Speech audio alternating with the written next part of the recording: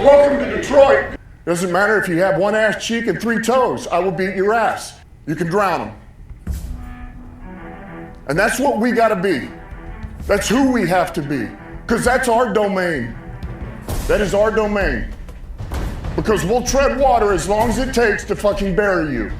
Takes the snap, turns, gives to Montgomery, right side, end zone, touchdown, Detroit Lions! Yes. We are driven by Detroit. Hello, Detroit Lions friends, fans, and family members. Welcome on back to another episode of MCM Motor City Mania. I'm your host, David T. Pike, and as always, we're diving on in.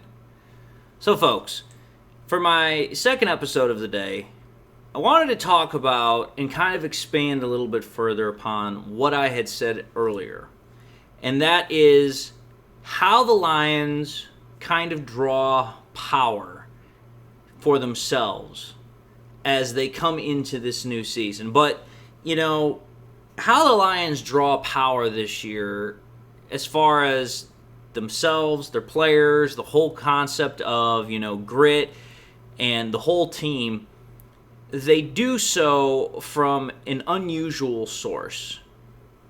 And when you take a look at both units of the offense and the defense, you kind of you're able to see what I'm exactly drawing from here. You can see where this concept really comes from. Let's take a look at the offense really quickly. When it comes to the offense, their power comes from the knowledge that they can and often do overwhelm their opponents. You just have to take a look at what they did last year. This is a team that had the number one scoring offense in the entire NFL. This is a team that had, multiple 30-point, 40-point games, also had, I think it was at least 2 50-point games. This is a team that just absolutely just dominates and overwhelms opposing defenses like, a hot knife through butter. And some people might say that that's being arrogant, but this is not arrogance. Rather, it is tried and perfected practice that this offense has done through meticulous repetition in which they've perfected the craft. They have gotten to such a point where their offense can just score points almost virtually at whim. And the knowledge that they have is the power that they have. And that knowledge is knowing that they have an overabundance of talent and, also that they have the strength in that talent, but also in the chemistry that they have and the fact that most of these guys have been playing together on the same team for, the last 2, 3, sometimes 4 years. And that knowledge, that overabundance of talent, strength, chemistry, whatever term you'd like to use, that is the shield and sword in which the Lions offense strikes fear into their opponents. And you have to think about it seriously, the type and amount of talent that the Lions have on this offense. They have a top 10 fringe top 5 quarterback, top 10 fringe top 5 wide receiver. They have a top 5 tight end. They have a top 3 running back. And on top of that, in my humble opinion, they have a developing top 10 wide receiver in Jameson Williams. And when you take a look at all that talent, their production is undeniable. And the skill and efficiency at which they manifest it, as far as the explosiveness of that offense on the field, it is unparalleled to anything else you see in the NFL. Because I'm going to say this right now. You cannot look around the NFL and you cannot find an offense that sports such a complete assortment of weaponry in all the NFL. You're not going to find an offense that has a top 10 quarterback, a top 10 wide receiver, a top 5 tight end, a top 3 running back, and then another top 10 wide receiver all on the same unit. You're just not going to find it. There's going to be something missing, whether you're not going to have the tight end, you're not going to have the running back, or maybe you don't have 2 really great wide receivers. Whatever the case might be. Just to have that assortment of weaponry all in one offensive package is just something that most NFL teams do not have. And what makes it particularly apparent, what makes it particularly, just absolutely plain and obvious, is when you take a look at the production, the individual production that these players have had over the last year. You take a look at Jared Goff.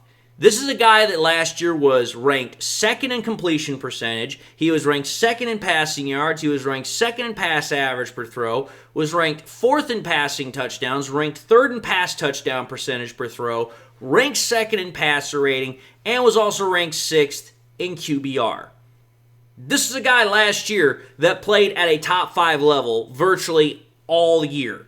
This is a guy whose stats reflect that. He only has one stat that's outside of the top 5. And then from that, he only has 2 stats that are outside of the top 3. But most of them are in the top 2. That's just Goff. Then you flip over to Jahmyr Gibbs, a guy who I 100% believe is about to have an even bigger year than what he had last year. And as a running back, that's hard to do, especially considering the sheer proclivity and amount of production he had. Because last year, Gibbs had only the 11th most rushing attempts, but yet had the 5th most rushing yards, had the 3rd highest rush per average, he was actually tied first for rushing touchdowns. He had the 3rd most big-time rushes out of all running backs. Plus, on top of that, he was tied 6th in receptions out of running backs, ranked 7th in targets, ranked 3rd in receiving yards, ranked 4th in reception per average, and tied 3rd in receiving touchdowns as a running back. I mean, for crying out loud, dude, it didn't matter if he was, running the ball. It didn't matter if he was receiving the ball. The guy was just an absolute weapon. And that's exactly what the Lions are going to expand upon further going into 2025. And then when you take a look at Amon-Ra St. Brown, again, this is a guy that for the last couple of years has just been consistently getting better, climbing the leaderboards, climbing the rankings.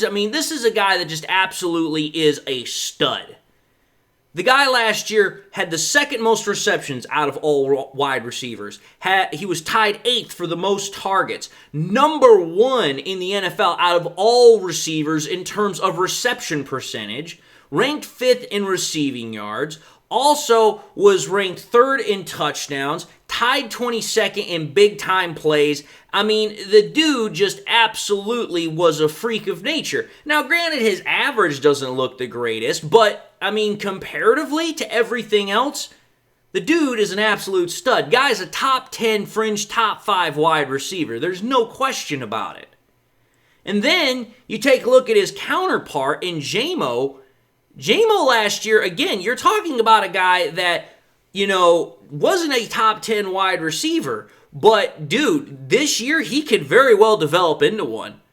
Last year was tied 25th in both receptions and in targets, but had the 56th highest reception percentage out of all wide receivers, so that definitely stands to get improved.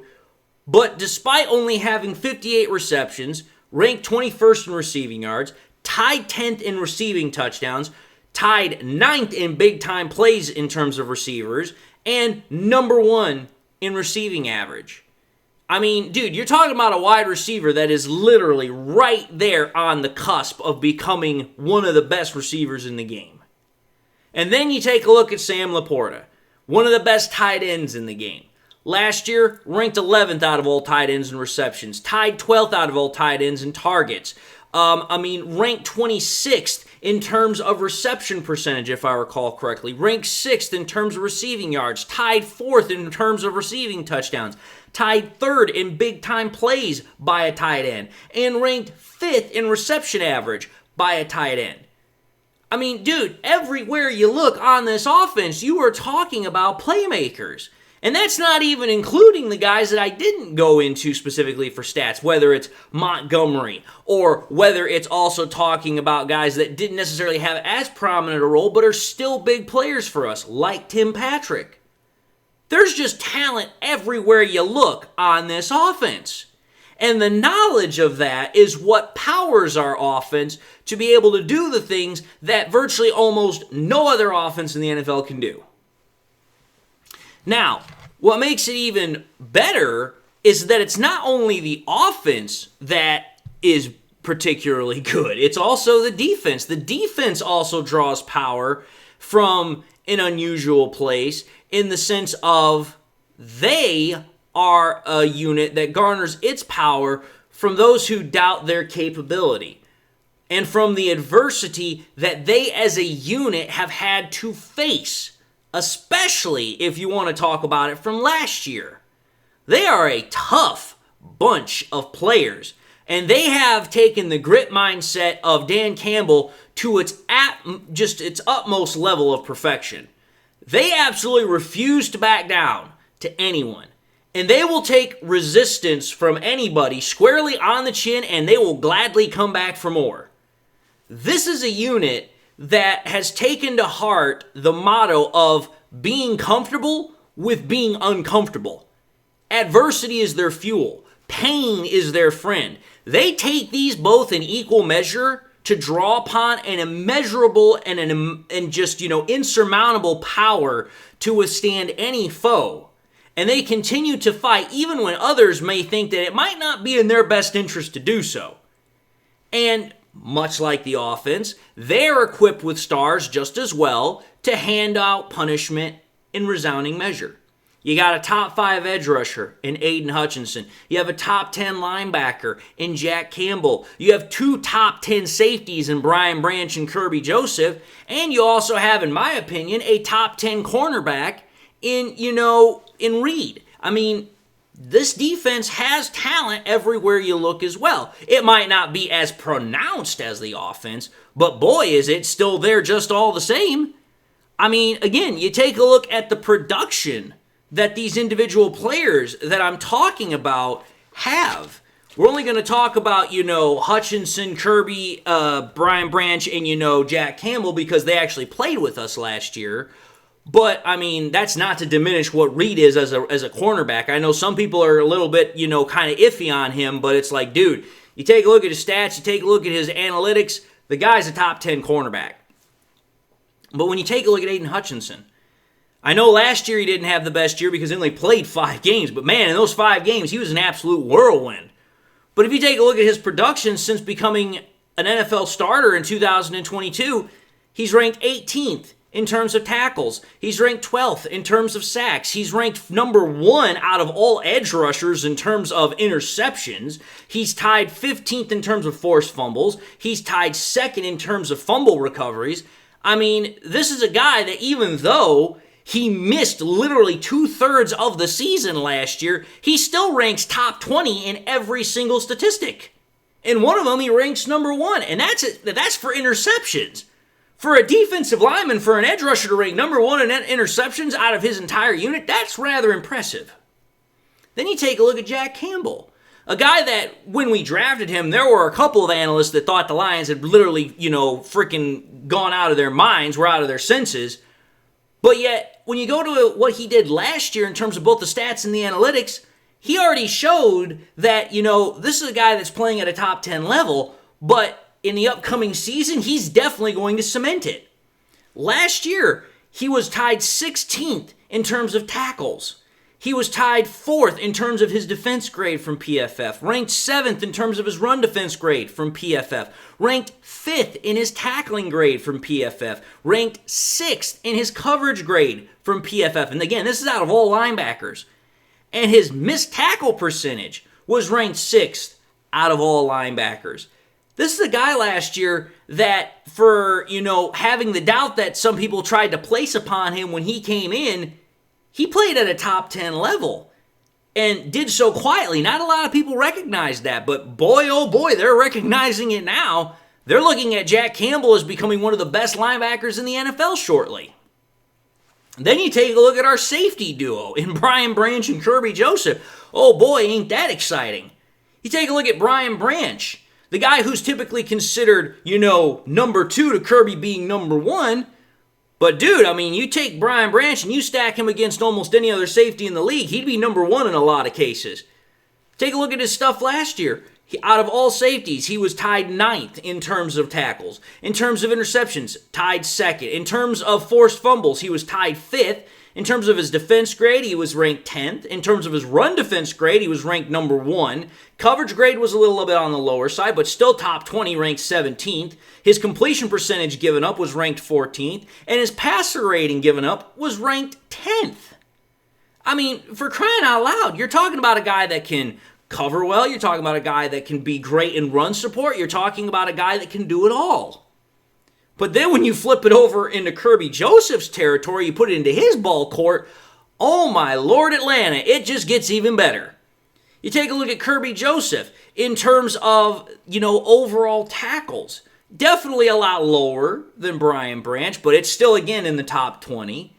You take a look at the interceptions, ranked number 1. You take a look at his overall defense grade from PFF, ranked number 1. Take a look at his run defense grade from PFF, ranked 10th. Tackle grade, ranked 4th. Coverage grade, ranked number 1. Missed tackle percentage, ranked 4th. His completion percentage allowed, ranked 4th. And his passer rating allowed, ranked 9th. I mean, dude, it doesn't matter if you're talking about your defensive lineman and Hutch, doesn't matter if you're talking about your linebacker and Campbell, doesn't matter if you're talking about your defensive backs or your safeties, however you want to call them, and Branch or Kirby. You're talking about very special players. And then when you flip it back to the offense, you're talking about very special players. But the power that they draw from, the unusual sources of power that they draw it from, as far as how they make their units work, it all comes and stems from this ability to know that they're good and to overcome the adversity that's in their way. And for me, it's like that is an unusual power source, because usually some people are just like, oh, well, we just have the talent that we have, or you know what, we're just the best in our division, or blah, blah, blah, blah, blah. Like, where they draw power from is more of a typical kind of like, cookie cutter kind of mindset. Lions draw their power from a completely different set of, parameters. Number one, the Lions draw their power, like I said, from the knowledge that, hey, we've been tried and tested. We know exactly what we can do, and we're still perfecting it. Even though, compared to other teams, we have perfected it. And then, on the same token, they draw their power from the fact of, oh, you know what? People constantly tear them down. People constantly look down on them. There's so much adversity that they get from all of these outside sources, whether it's other teams, whether it's other fan bases, whether it's analysts. It doesn't matter. They get it. But you know what? They take that adversity and they say, hey, you know what? We're going to use that as our fuel. We're going to use that as something to draw our power from. And that's what we're going to use to rub it and stick it back in people's faces and say, oh, you think you know about us. You think you know what drives us. You think you understand us. But you don't. And that is truly the unusual parameter about how this Lions team actually operates. This is a team that quite literally does things vastly different than virtually almost any other team in the NFL. And because of that, the results that they've been able to garner on the field are, you're not really going to find them very much in any other source of history when it comes to the NFL. This is a team that quite literally had been considered the low point in NFL history for a number of decades, but yet literally within 4 years, they have turned that around into becoming not only one of the best teams and organizations in the NFL, but one of the most sustained success stories in the NFL because of how they have built themselves, because of how they have sustained themselves, and because of how they draw power getting ready to play. This is a team that is unlike anything else in the NFL. How they play, how they do their business, how they practice, it is all an anomaly for most other ball clubs. And I'm telling you this right now. Again, this is the year of reckoning for the Detroit Lions. They know it. They understand it. And they are about to exact some holy revenge on a lot of people. It is coming, folks, and it is going to come with hellfire and brimstone, unlike I think anything the NFL has seen in a long time. But anyway, folks, I just wanted to put this episode out there. I hope you all enjoyed the content. I hope you all are able to follow along and understand where I was going with it. So having said that, I just want to say thank you all for watching in another episode of MCM Motor City Mania. If you like what you saw, by all means, I highly encourage y'all to watch the next episode. But I also encourage y'all, if you did truly enjoy the content, to gain your subscription if I've not already done so. But I also want to highly encourage y'all, please, make sure you hit that bell notification icon as well so you guys never miss any more content that I push out. I hope you all have something in your life that makes you happy, makes you smile. God bless, my friends, and until the next time we meet, I'll see you all in the next episode.